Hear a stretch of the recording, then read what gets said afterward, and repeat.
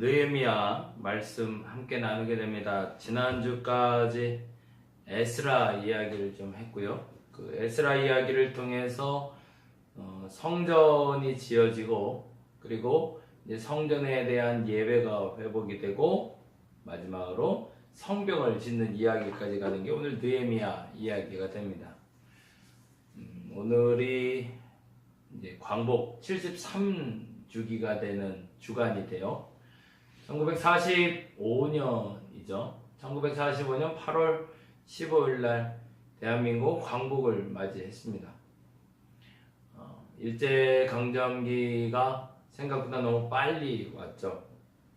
사실은 1880년대 후반, 1860년대부터 나라가 좀 어수선하기 시작했고, 그래서 그때부터 서구 열강들이 우리나라에 눈독을 들기 시작했고, 그래서 먼저 개방한 일본이나 다른 나라들이 선진 문물을 받아들이고, 어찌 보면 그들의 그 구습을 버리고 새로운 것들로 거듭나는 모습이 신세대, 소위 그때 당시의 신세대죠. 그때 당시의 신세대들이 보기에 새로운 돌파구라고 생각을 했던 것 같아요. 미국과 같이 될 것이냐, 일본과 같이 될 것이냐, 중국처럼 개방될 것이냐, 여러 가지 생각을 하다가 중국이 개방되면서 큰 고초를 당하는 것도 보았고, 그리고 일본이 개방되면서 그 나름대로 그 근대적인 어떤 문물이 시작되는 것을 보면서 우리나라의 마음이 두 가지를 향하게 된 거죠. 고종은 미국의 손을 잡으려고 했고, 그리고 그 계기로 일본과 같이 사실은 되고 싶은 기대치가 있었던 거죠. 근데 안타깝게도 일본과 같이, 그러니까 일본처럼 우리도 좀 순조로운 개방을 통해서 신문물을 받아들이고자 하는 그 열망과 기대와는 달리 일본이 우리를 식민지화하는 말도 안 되는 그런 개방이 시작이 됐던 것이 우리가 잘 아는 한일 일사 그 조약이라고 그러나요? 1910년에 있었던 우리의 안타까운 그 체결된 조약에 대한 이야기입니다. 근데 그 이야기가 시작될 때가 1880년, 82년, 85년 이때를 지날 때라 신식 군대가 들어와서 반란이 일어났던 이모군란이 1882년이고 그리고 불과 얼마 안 돼서 사실은 일본이 우리를 잠식해 들어오기 시작했는데 1905년부터 시작해서 1910년까지 불과 한 5년의 기간 동안 우리나라는 정치적으로나 경제적으로나 심지어는 국왕이 그 자리를 잃게 되는 결정적인 이유를 그 빌미를 제공하고 말죠. 해이급 일사 사건을 핑계로 들어왔던 일본의 침략 정책은 안타깝지만 우리로서 이길 힘이 없었고 거기에 규합해서 함께 일하던 친일파들로 인해서 조선은 결국에는 일제의 식민지를 살게 됩니다. 그리고 불과 얼마 지나지 않아 우리는 우리말을 쓸 수 없는 민족이 되어 있었고 황국신민이라는 이름하에 동방요배를 해야 되고 신사참배를 해야 되는 웃지 못할 400년, 500년의 유구한 조선의 역사와 고려의 역사가 한순간에 무너져 버린 순간이었죠.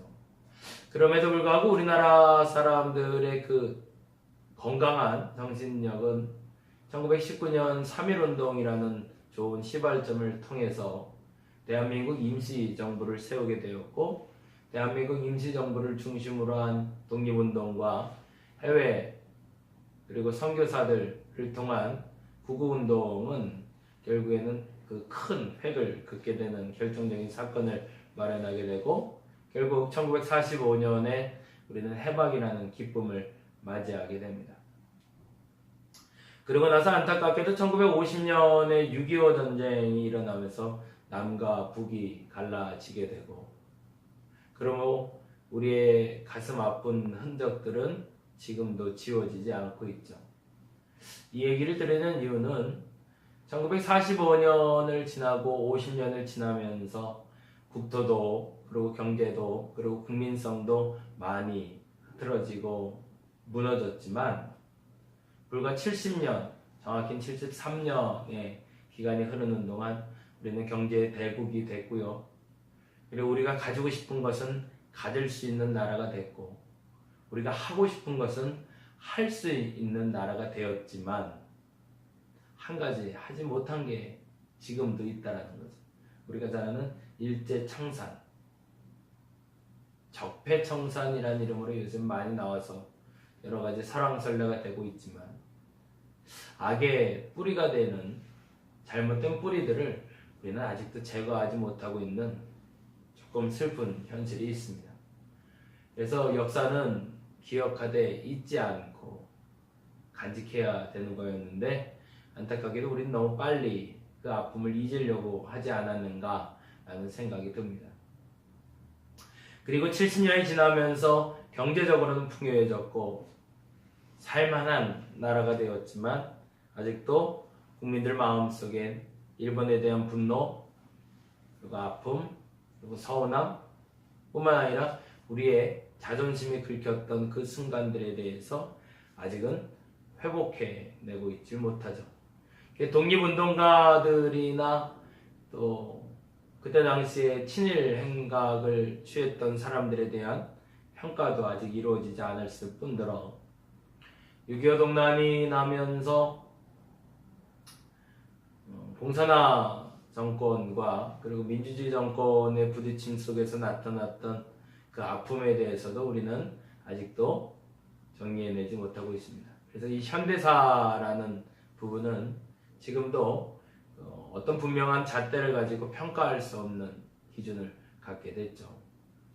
이 얘기를 좀 정확하게 한 이유가 에스라 시대를 넘어 느헤미야 시대를 넘어가는 이스라엘과 우리가 많이 닮아있기 때문에 그렇습니다. 지난번에 말씀드린 대로 스룹바벨과 여호수아라는 예수아라는 당연히 이제 왕족이죠. 이 왕족인 스룹바벨이 포로로 잡혀갔다가 바벨론 지역에서 돌아오게 되죠. 돌아와서 이스라엘의 새로운 왕국을 시작하게 되는데 그 왕국을 시작하는 첫 번째 시발점은 성전을 짓는 일이었습니다. 그래서 우리는 그 성전을 스룹바벨 성전이라고 부릅니다. 그 기간이 538년경이 돼요. 그리고 538년에 시작되는 성전을 짓는 일은 하루아침에 끝나지 못하고 몇 년 되지 않아서 갑자기 반대에 부딪히게 됩니다. 모든 일이 반대가 없을 수가 없죠. 이 반대하는 세력 때문에 공사는 중단이 되고 약 16년 동안 성전 공사가 진행이 되질 않습니다. 그 이야기가 에스라 1장부터 있었던 절반까지의 8장, 9장까지 이야기가 돼요. 그리고 우리가 살펴봤던 역대하의 그 끝마무리하고 만나고 있죠. 그러고 나서 얼마 되지 않아 2장에 에스라 2장에 정확히 그렇게 기록되어 있죠. 다리오 왕 2년에 다시 공사가 재개되고 그리고 드디어 그들이 원하던 성전이 지어지게 됩니다. 그 시간이 우리가 잘 아는 538년에서 16년이 지났으니까 어떻게 되는 거예요? 네, 한 516년 정도, 510년 정도 될 것 같아요. 근데 문제는 뭐냐면 그렇게 지어진 성전에서 예배가 온전하게 드려지지 않았다라는 겁니다. 그건 뭐예요? 국권 회복은 됐지만 그들의 정신은 아직도 노예 근성, 아직도 우리말로 하면 친일하고 있었던 거죠. 반아수르 정책, 반바벨론 정책, 이런 걸 말하는 게 아니라 그들 스스로가 이스라엘 민족에 대한 정체성을 갖는 가장 유일한 통로는 사실은 야훼 하나님, 여호와 하나님의 신앙으로 돌아오는 건데 그 신앙의 회귀를 온전히 이뤄내지 못하고 있었다는 겁니다. 근데 그 기간이 에스라가 오던 458년까지 이루어집니다. 그러니까 길게 보면 약 80년 정도의 시간이 걸리는 거죠. 짧게 보면 60년.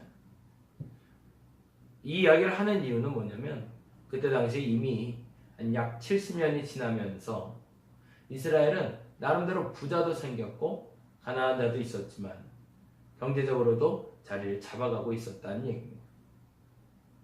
누구랑 같은 거냐면 우리랑 같은 거죠.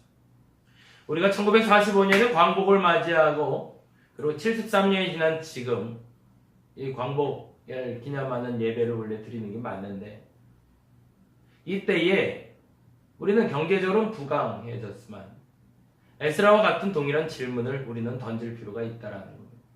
그 첫 번째 질문은 우리의 국민의 정체성은 무엇인가? 또 하나 굉장히 중요한 질문을 던져야 될 시기가 왔는데 그거는 한국 교회에 대한 질문입니다. 우리는 어떤 그리스도인이 되어야 되는가? 일제강점기의 신앙, 그리고 1950년을 지나는 신학, 그리고 신앙. 그 신학과 신앙이 만들어놓은 토대 위에서 건설된 기독교 국가인가? 아니면 그것을 반대하며 그 안에서 일어나는 내적인 갈등을 이겨내고 승리해낸 신앙인가?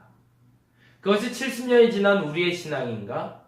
아니면 본질은 잃어버리고 희석되고 시대에 발맞춰서 승승장구하는 신앙이었는가? 우리는 점검해 볼 필요가 있다는 거죠. 그것이 광복의 73년을 맞이하는 우리의 질문이고 에스라가 우리에게 던져준 질문이었습니다. 그리고 에스라는 그 질문 앞에서 율법으로 돌아가자, 오직 야훼께 돌아가자, 하나님께 돌아가자를 외칩니다. 어찌 보면 우리도 외쳐야 될 질문이기도 하겠죠. 하나님께 돌아가자는 건 가장 의로운 그곳으로 가자라고 이야기하는 겁니다. 거기에 하나님이 계시니까. 저는 그렇게 믿습니다. 거기에는 하나님이 계실 겁니다. 그 정의로운 곳에, 그 옳은 것이 실천하는 곳에 하나님의 나라가 있을 것이며 그 나라가 곧 하나님이 통치하는 나라고 하나님은 그곳에 반드시 계실 겁니다. 우리는 그곳으로 돌아가야 됩니다. 에스라는 그 질문을 가지고 같이 이스라엘 백성들에게 번제를 그리고 예배를 드리기 시작합니다. 근데 문제가 발생했죠. 예배 드리는 자들의 삶이 변화되지 않았던 거죠. 이미 풍요도 누리고 있고 이미 그들이 가짐받은 백성들이 된 상태에서 이방과 혼인하며 그들이 섞여있는 혼합주의 종교 신앙을 갖고 있었던 거죠. 우리도 마찬가지. 1945년에 만들어진 신앙의 계보와 1950년도에 만들어진 계보와 1970년대를 지나며 경제적인 부흥을 맞이하면서 만들어졌던 우리의 신앙의 계보가 무엇인지를 우리는 점검해 봐야 됩니다. 이것이 샤머니즘과 복합된 혼합 문화인가? 순수한 야훼 신앙인가? 이것이 하나님을 향한 우리의 마음의 시작인가? 아니면 선부당과 같은 신앙인가? 여기에 질문을 가지고 제가 요즘 보는 책이 주영기 목사님을 좀 보고 있습니다. 1958년도에 대조동에 순복음교회를 세우고 그리고 1960년대 말에 서대문에 선교센터를 만들고 그리고 1970년도에 여의도 순복음교회를 시작한 주영기 목사.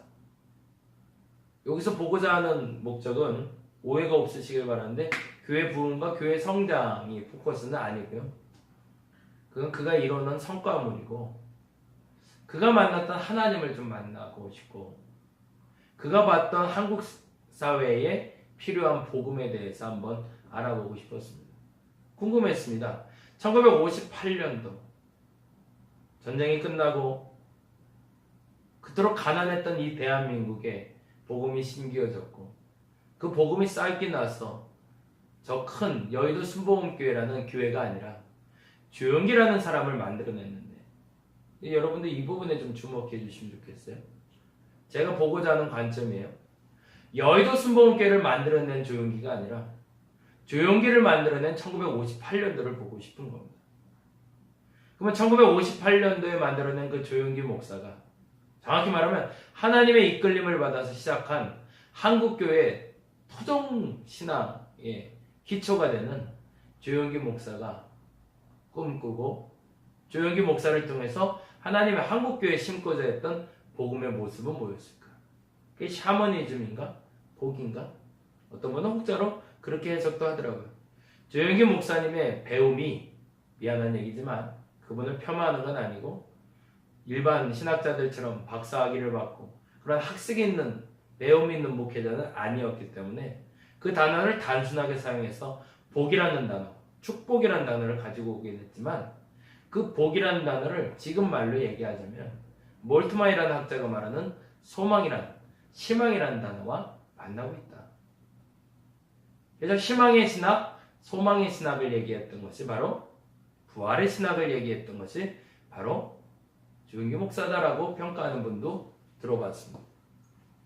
제가 지금 알고 싶은 질문에 대한 해답은 보다 한국적인 예수 그리스도를 만나는 방법은 무엇인가?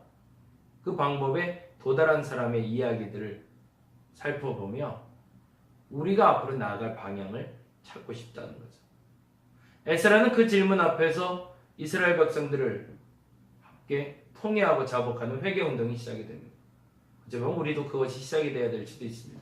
우리를 이렇게 풍요롭게 하시고 우리를 이렇게 행복하게 하신 그 하나님 앞에서 나의 야훼 신앙은 무엇인가? 나의 예수 그리스도를 향한 마음은 무엇인가를 점검할 수 있는 오늘 첫날이 되었으면 좋겠습니다. 근데 문제는 느헤미야가 발견한 부분이었습니다.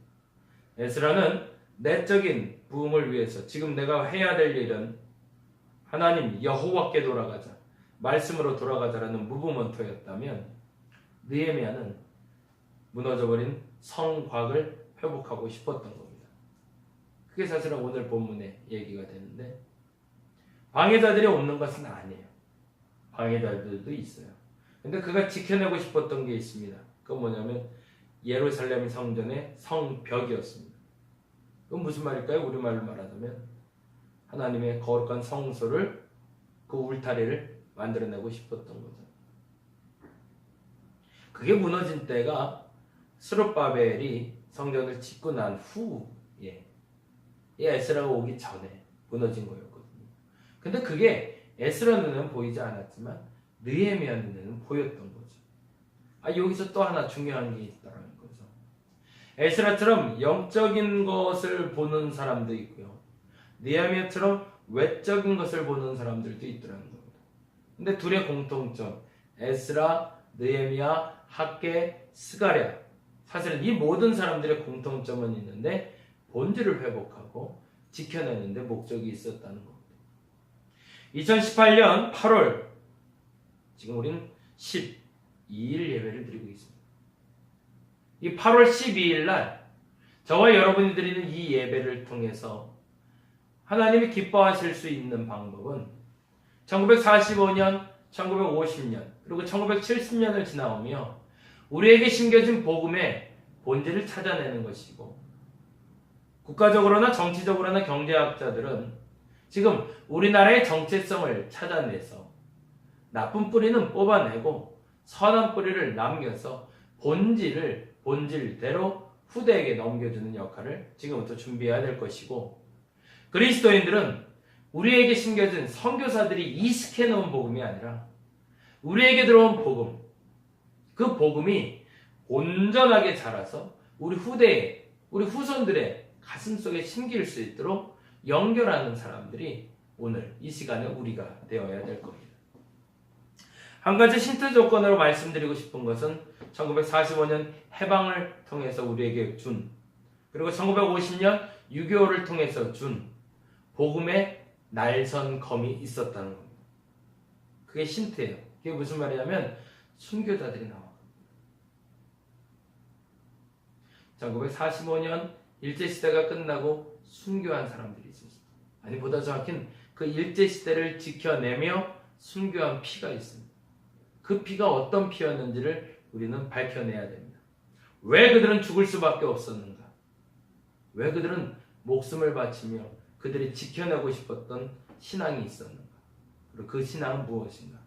1950년도에 그리고 53년까지 6.25를 겪으며 그 3년간의 전쟁을 치르며 지켜냈던 그 신앙의 순교자들 그 피는 어떤 의미가 있는가? 우리는 그걸 밝혀내야 됩니다. 그 신앙이 본질이기 때문에 목숨과 바꿨던 신앙이기 때문에 그리고 또 하나 1958년을 시점으로 시작했던 조용기 목사, 그리고 그 조용기 목사님과 시작했던 그 신앙의 무브먼트가 우리 한국의 토착적인 신앙의 기본적인 토양을 만들었으니 그 토양은 과연 무엇인가? 이 세 가지의 질문을 가지고 우리 다시 시작했으면 좋겠습니다. 그건 여러분에게 질문을 던지는 겁니다. 죽을 수 있냐는 겁니다. 신앙 때문에. 그게 진짜니까. 그 신앙 때문에 죽을 각오를 돼 있는가? 그건 도대체 뭔가? 목숨보다 소중한 신앙. 그게 우리 선친들의 본질적인 신앙인데 그 신앙을 여러분도 갖고 있는가? 이 양 목사가 갖고 있는가를 질문하는 겁니다.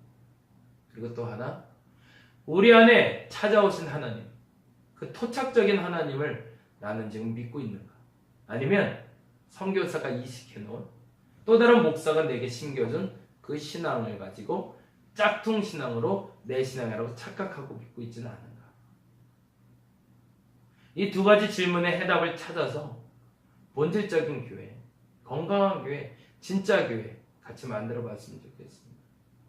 여러분이 그 시작점이 되어주시고 제가 그 시작점에 함께 가겠습니다. 희생도 있을 것입니다. 그리고 조금 어려움도 있을 겁니다. 분명히 그래야 됩니다. 왜냐하면 오늘 느헤미야가 성벽을 재건할 때 반대하는 사람들이 있었거든요. 왜냐하면 기독권 세력들이 그 기독권이 무너지니까. 식민정책에 찬성하며 어느 정도 기반을 닦았던 그 사람들의 그 기독권이 무너져야 될 때 그들은 반발하기 시작했고, 그래서 느헤미야는 오늘 본문의 말씀처럼 한 손은 쟁기를 들고 한 손은 망치를 들고 일하는 이스라엘을 만들어냅니다. 그게 우리가 써있는 청경우독이죠.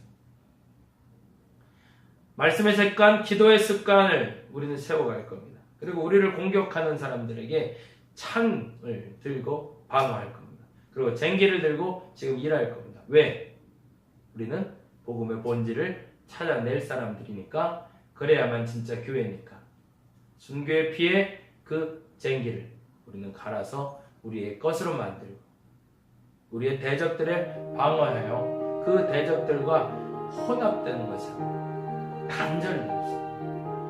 여러분이 그 다림목교회가 여기서 예배하는